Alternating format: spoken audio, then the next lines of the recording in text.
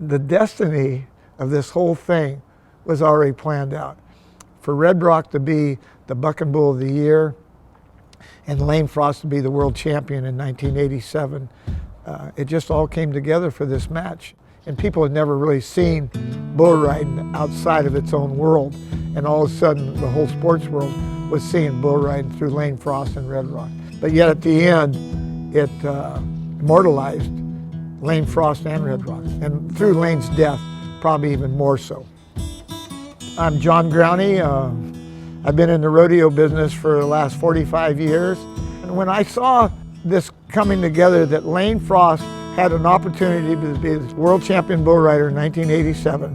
And in October, 2 months before the finals, we already knew that Red Rock was Buck and Bull of the Year for 1987. So these two main parties, Lane and Red Rock, if Lane becomes the world champion, this is automatic. So Red Rock was born east of Prineville, Oregon, and the story goes that his mother died when he was born, so they brought him in and put him on the milk cow, the family milk cow. And there was two young kids that were part of that family, and they played with Red Rock like he was a dog. And so Red Rock acted more like a dog than he did a bull or an animal. I met Lane and Tuff and Cody Lambert about the same time in either 83 or 84. And we just became good friends. And so Cody knew, he saw Red Rock doing what I was telling you about, where he'd get down into a squatting position where he could just blow out of there. And so he never gave Red Rock that chance at Cedarville to get into the squat position. He just pulled his rope, and Red Rock could tell he's getting ready. But he knew that was the secret of getting Red Rock Road. So I knew that Lane knew now not to slide up on his rope and wiggle. So if ever there was an opportunity for Lane to ride Red Rock, it was here. One of the other things Cody knew was Red Rock, when he jumped up in the air and he turned to buck, he'd lift you out.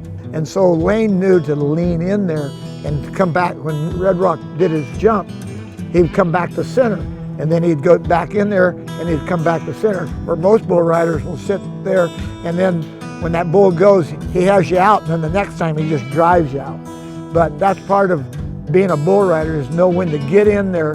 They almost say get in the hole, because that bull will lift you out. You know, this is a world champion. These kids, they believe that they can ride anything, that nothing can buck them off. And Red Rock had bucked him off at the national finals before and bucked him off at another rodeo. So he was actually, this was his 5th time getting on Red Rock, and he had to figure out how to ride him. And he finally figured it out. The history, I swear that it came together without, even though I feel like I was good at marketing, that to bring this together and to bring it to Redding, this is where he had to be.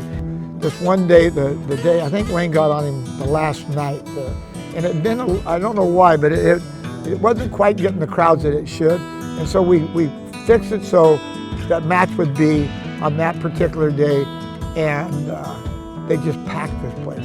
And from then on, I swear, you know, the history, if you want to know the history of Redding, it just got better and better and better after that year of 1988 when we did the match. Redding is a major rodeo now. But I think there's over 600 rodeos in the PRCA. Redding's in the top 40, and Red Bluff's in the top 40. Everywhere that we took this match, that's what really made it work.